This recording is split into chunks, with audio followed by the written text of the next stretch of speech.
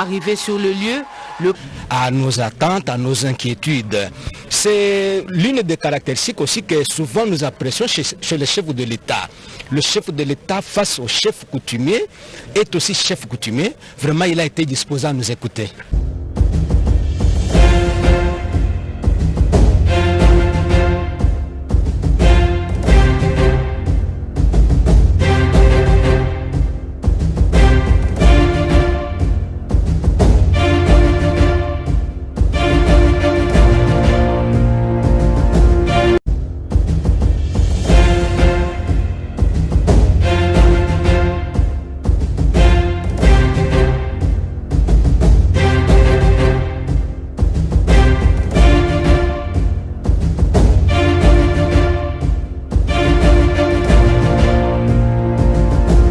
Partagez s'il vous plaît vos commentaires, vos remarques, écrivez-nous. Merci beaucoup.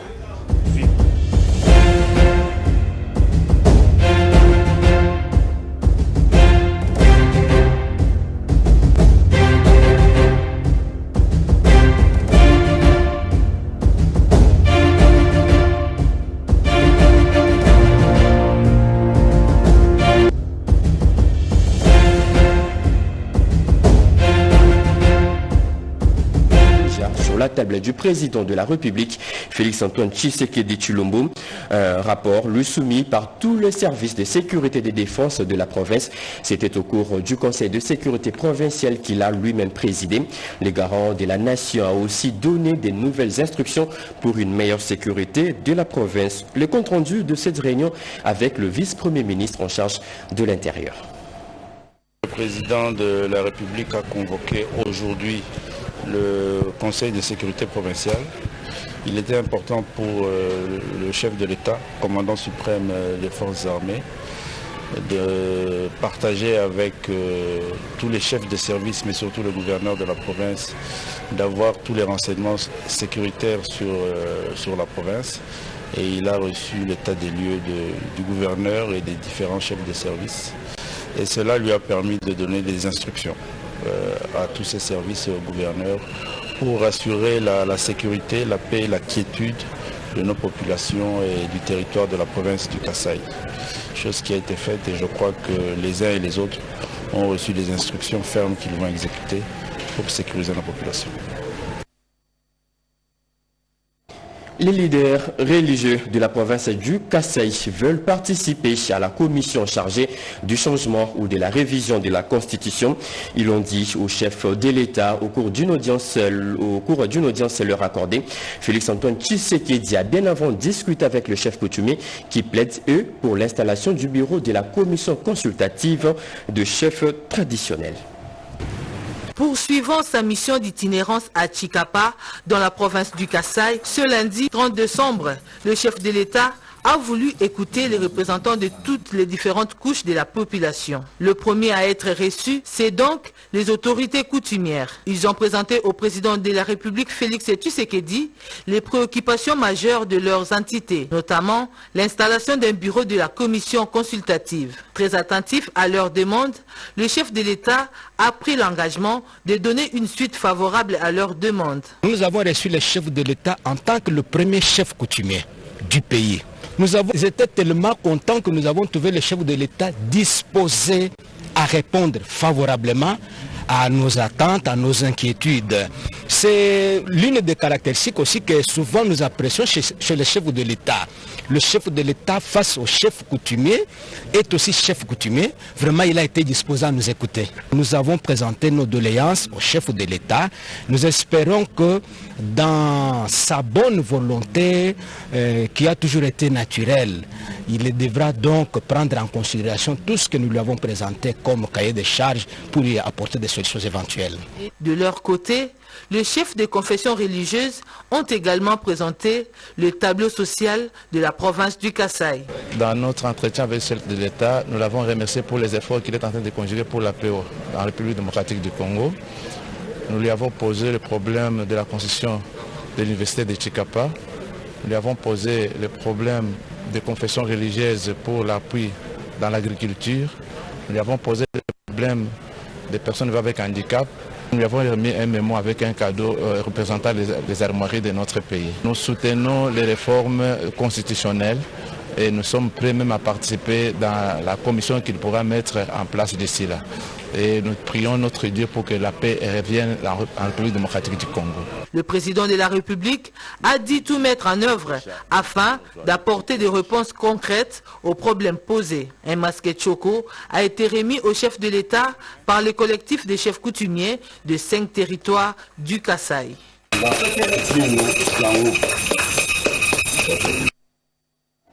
De la joie, du sourire, de l'effervescence hier au marché moderne de Chikapa, toujours au Kasaï. Les vendeurs étaient tout heureux de la visite du chef de l'État, Félix Antoine Tshisekedi, dans leur marché. Un marché qui comprend 240 étalages. Il ne manquait plus au président Félix Tshisekedi que de vivre ces grands accueils qui lui a été réservé par le vendeur du marché moderne de Chikapa. De la résidence jusqu'à l'entrée du marché moderne, une foule innombrable a envahi le long de la chaussée Chikapa-Kanjadi pour voir le chef de l'État.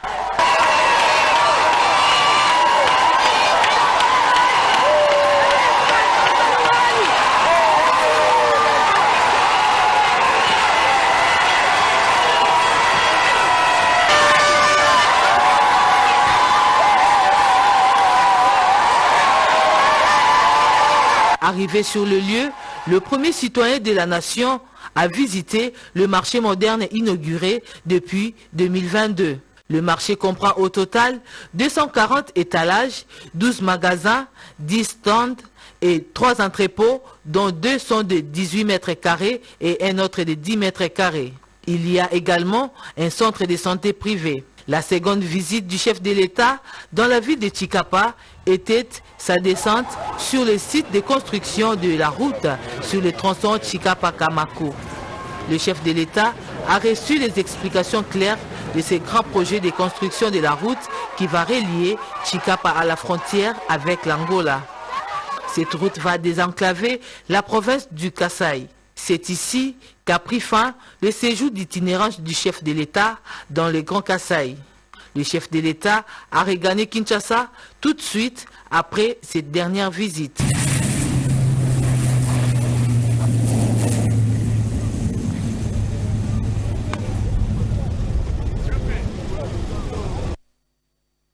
L'heure du bilan a sonné à l'autorité des régulations du secteur de l'électricité aérée. Les comités de gestion s'est réunis pour une évaluation annuelle. Il se dégage que la production en termes d'approvisionnement en électricité est passée de 12 000 gigawatts à 15 000 pour cette année 2024.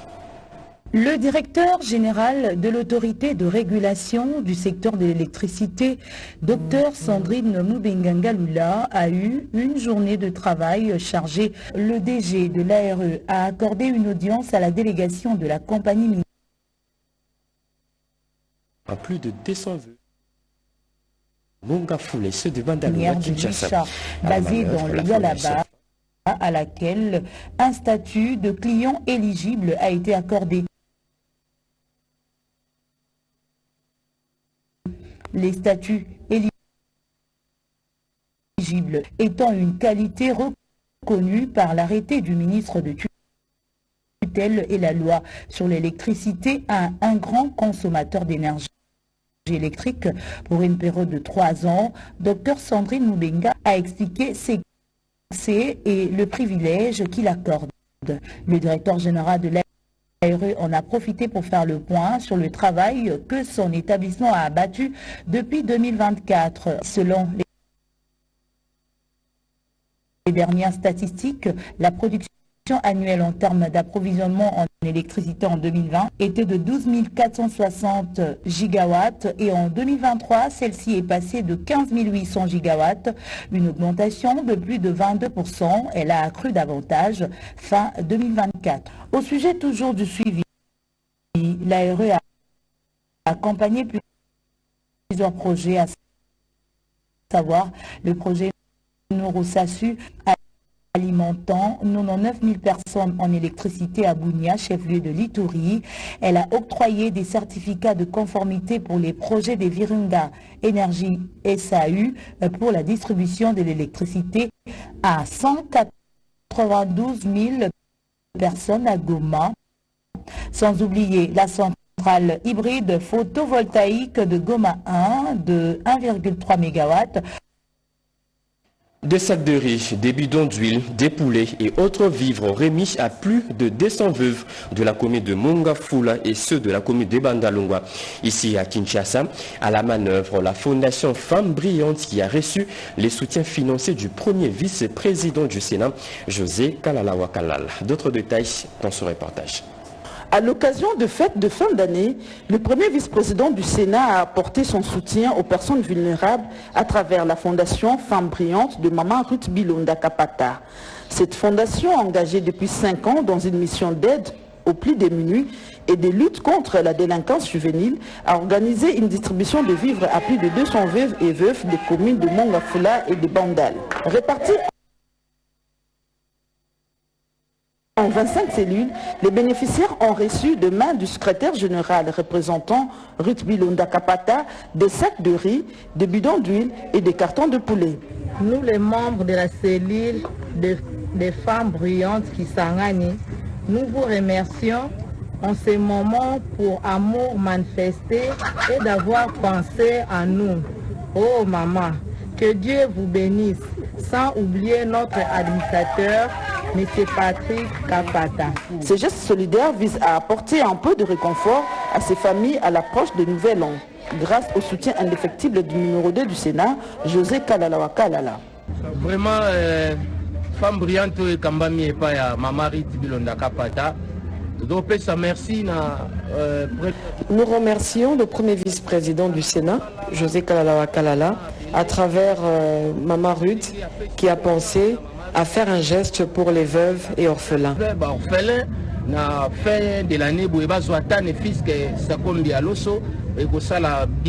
La Fondation Femmes Brillantes poursuit ses actions pour réduire les inégalités et améliorer les conditions de vie des plus fragilisés. Indemnisation des victimes dans la province de la Tchopo. Je le dis au sommaire, un nouveau guide méthodologique désormais entre le maire du Frivao, structure chargée d'indemniser toutes ces victimes. Ces documents détaillent toutes les procédures à suivre allant de l'enregistrement jusqu'à l'indemnisation. Il vient d'être élaboré au terme d'un atelier de 5 jours organisé dans la province. À l'issue de ces travaux de 5 jours, les documents du guide méthodologique d'indemnisation des victimes a été finalisé. Franck Defeyou a souligné l'importance de ces guides. Ce guide pour l'indemnisation des victimes reprend d'abord le cadre méthodologique, le cadre de l'élaboration. Et ce guide-là trace également la procédure à suivre, allant de l'enregistrement des demandes, identification, analyse, examen, certification et indemnisation proprement dite. Chansarbonouko Laosoni, coordonnateur de cet établissement public, a déclaré que ces documents servira désormais de boussole pour le Frivao dans ses actions et s'est félicité des résultats de ses assises. Les échanges ont été riches et les conclusions prometteuses. Les recommandations ici de cet atelier constituent une boussole pour guider nos actions futures. Il nous appartient désormais de transformer ces idées en réalité tangible pour que chaque victime trouve enfin justice et reconnaissance. Didier Lomoyo-Itekou, vice-gouverneur de province, a clôturé les travaux en félicitant et encourageant les participants pour la qualité des recommandations formulées. Il a également sollicité l'implication de tous pour la mise en application et le respect de ces documents. Des vies humaines sauvées, des habitations et maisons échappées de têtes d'érosion qui menaçaient dans la province du Kasaï central. Des gros travaux pour maîtriser toutes ces érosions se poursuivent normalement. Le premier vice-président du Sénat et quelques parlementaires étaient dans différents chantiers pour faire les constats.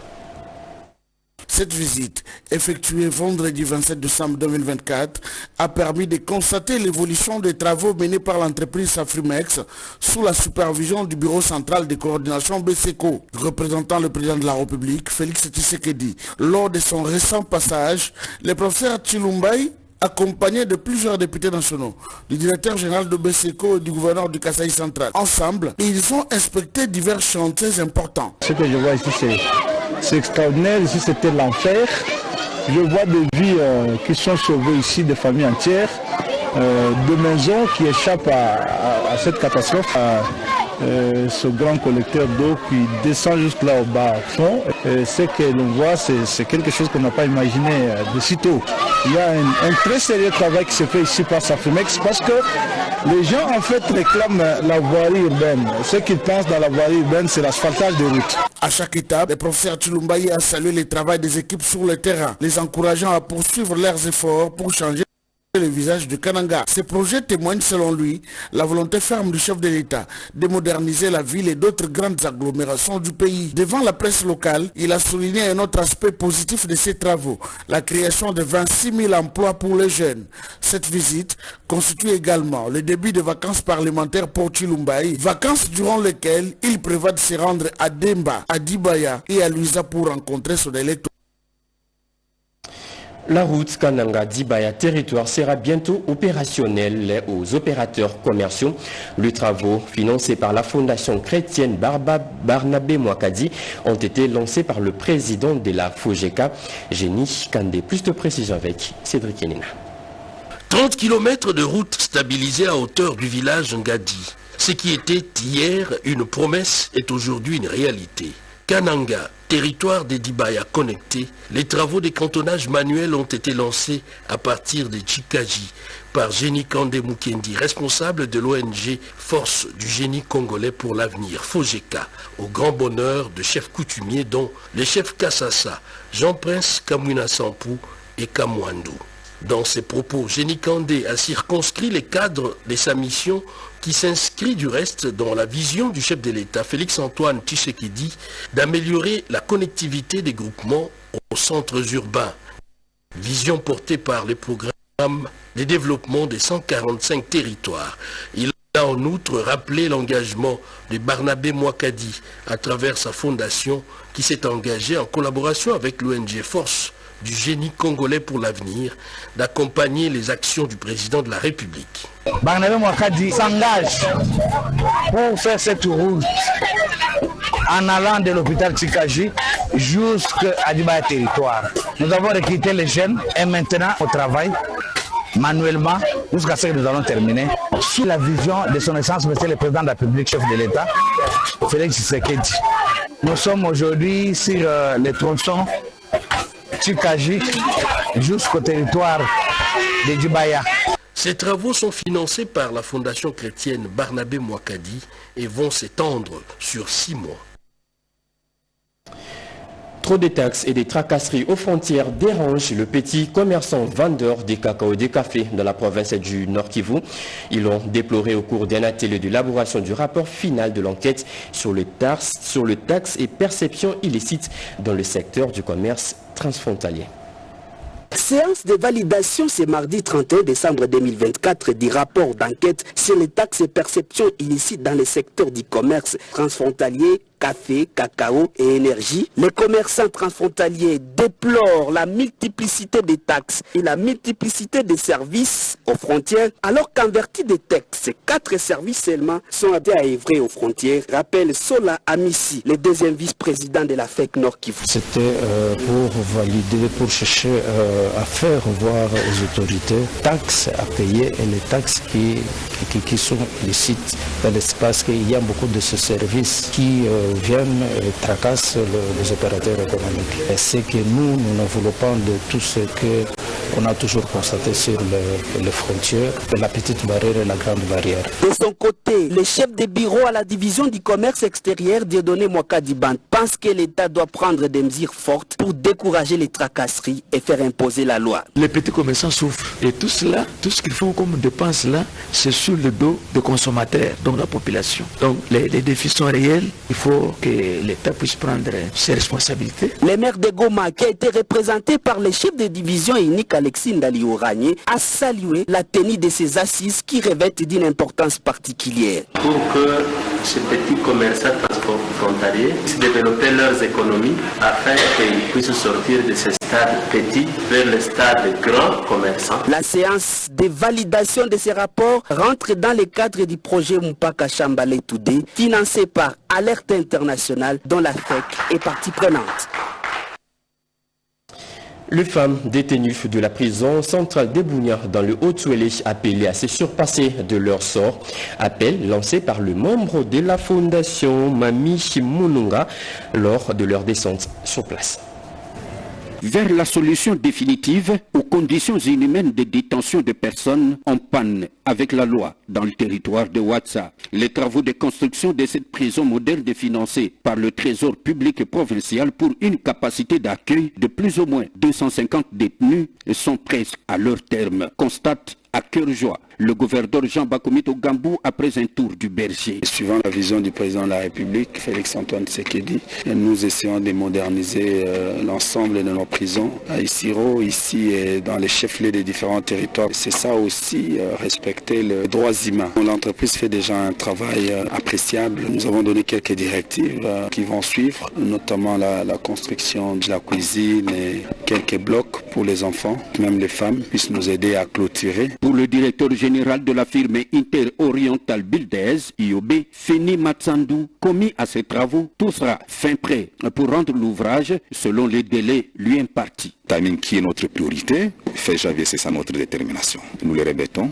Et puis tout sera bien. Il vient d'ajouter encore des ouvrages pour les responsables. Nous devons les faire puisque le responsable ne peut pas les mettre ensemble avec les criminels. J'ai visité certaines prisons. Ça sera en première prison de la grande province. La vitesse que Haut-Touélé a pris aujourd'hui, c'est une vitesse d'aller vers l'avant. Il y aura beaucoup de changements. Jean Bakomito Gambou, touché par les conditions de vie des détenus d'à côté, charge son ministre des ITPR de s'occuper des équipements de la nouvelle prison pour leur délocalisation définitive. Un atelier sur le développement de la province du Haut-Katanga vient de se tenir à l'université de Lubumbashi. Parmi les intervenants, le directeur provincial de l'UNPP qui a parlé de l'employabilité des jeunes. Marie Kalonga. Contribution de l'université de Lubumbashi à la résolution des problèmes dans la province du Haut-Katanga, tel est le thème principal des assises organisées conjointement par l'Assemblée provinciale du Haut-Katanga et l'Université de Lubumbashi. Le directeur provincial de l'Institut national de préparation professionnelle, Joël Mokomba, a mis à contribution l'apport de l'INPP à ces travaux en abordant le thème lié à la problématique de l'employabilité des jeunes dans le Haut-Katanga. En vue d'éradiquer cet état de choses, l'accompagnement de l'INPP s'articule à ces différentes formations, à savoir la formation continue concerne les travailleurs, la formation qualifiante concerne les demandeurs d'emploi et à l'encadrement des élèves et étudiants tout en disponibilisant des ateliers et laboratoires des différents domaines de formation professionnelle. Le directeur provincial de l'INPP, Joël Mokomba, résume. Lorsqu'on développe les curricula de formation, il faudra associer les professionnels parce que c'est eux qui maîtrisent les métiers, qui connaissent les domaines et qui contribuent à l'élaboration de programmes de formation qui soient réellement des programmes adaptés aux besoins des entreprises. L'INPP au Katanga offre de belles opportunités d'employabilité aux jeunes à travers ces différentes formations. Les Anamongo vivant à Kinshasa ont désormais un nouveau siège. La nouvelle adresse a été inaugurée cet avant-midi en présence de plusieurs notabilités.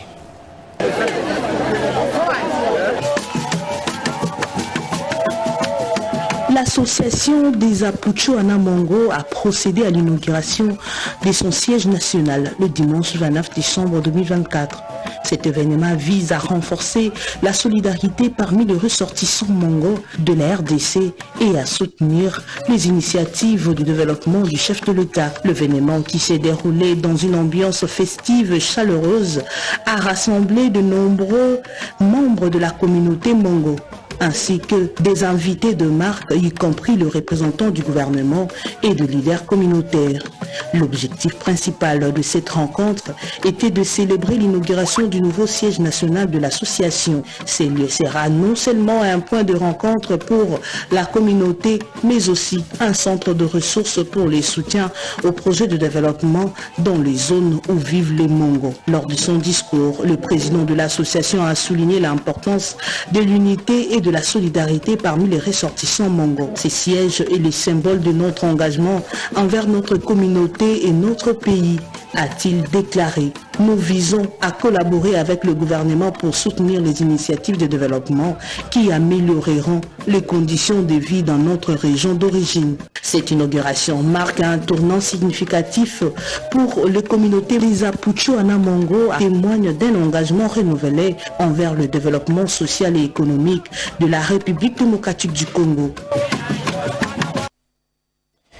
Nous faisons quelques pas en arrière pour vous parler encore de l'arrivée du chef de l'État dans la ville de Chikapa.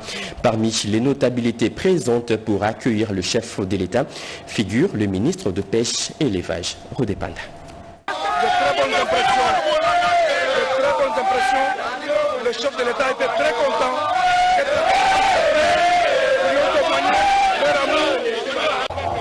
J'ai vraiment le sentiment de grande joie aujourd'hui, parce que tout ce qui a été prévu, organisé, est bien reçu aujourd'hui à Chikapa.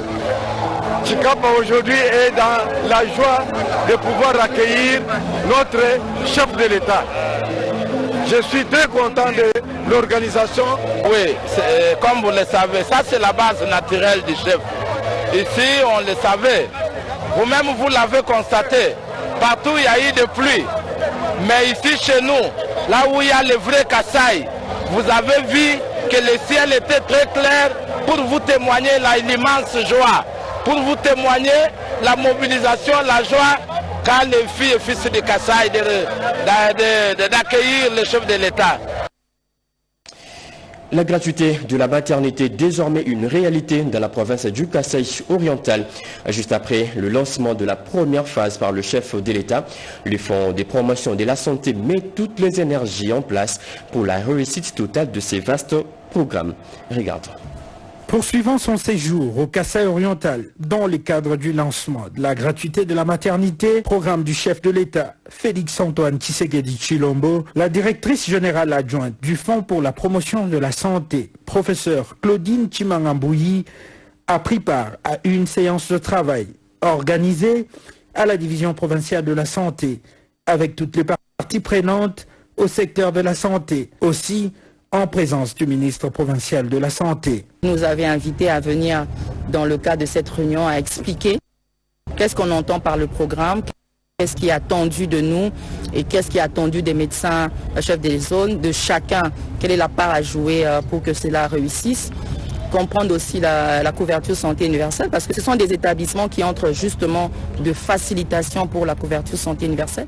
Par la même occasion, Madame le DGA a visité les infrastructures de cliniques universitaires de Mbujimaï aux côtés de M. l'abbé, recteur Apollinaire Chibaka Chikongo, en vue de rencontrer les véritables problèmes. Donc je suis heureuse parce que l'abbé recteur nous a clairement dit que les médicaments sont arrivés. Donc par rapport à ça, on est en paix, mais on devait voir quels sont les besoins en termes d'équipement. Et il y a des besoins qui vont être répondus assez rapidement parce qu'il y a un lot d'équipements qui est arrivé et auxquels ils pourront bénéficier. Mais ce n'est pas tout, parce que les besoins sont beaucoup plus importants. Et donc, on va y aller au fur et à mesure. Allez, j'en reviens sur ce que je disais au sommaire. Le ministère des Affaires sociales vient de récupérer un de ses immeubles à Bukavu, dans la province du Sud Kivu, un bâtiment spolié il y a 20 ans. Ces vieux immeubles ont été récupérés par une délégation de ce ministère en mission d'identification du patrimoine de l'État dans la province. Edith Chala nous en dit un peu plus. Partout où il y a des fonds appartenant au ministère des Affaires sociales, l'Action humanitaire et Solidarité nationale, la ministre en charge du secteur, Nathalie Aziza Mounana, s'est engagée à les récupérer. À Bukavu, la délégation du ministère des Affaires sociales, l'Action humanitaire et Solidarité nationale n'a perdu aucune minute en liant l'acte à la parole. Le premier bâtiment des affaires sociales a été récupéré vendredi 27 décembre 2024 dans la ville de Bukavu, sur l'avenue Mobutu, dans la commune d'Ibanda. Moi aussi, je remercie très sincèrement Son Excellence Madame Aziza Mounana qui nous a envoyés ici. Et aujourd'hui, le fruit de cette mission est là. C'est une dame de fer. Elle a dit, elle a réalisé. La ministre des Affaires sociales, Nathalie Aziza Mounana, en collaboration avec les autorités locales, vont procéder à la remise provisoire de ce bâtiment spolié il y a près de 20 ans par des tiers à la division des affaires sociales et actions humanitaires. C'est fini pour ce journal de 19h. Mesdames et messieurs, merci de nous avoir suivis. Ce journal a été réalisé par Dieu. Merci Kanza Gédéon Koula. Merci de nous avoir suivis. L'actualité continue sur nos antennes. Retrouvez dans moins de 30 minutes, donc à 20h, Sandra Nyangi Tabou.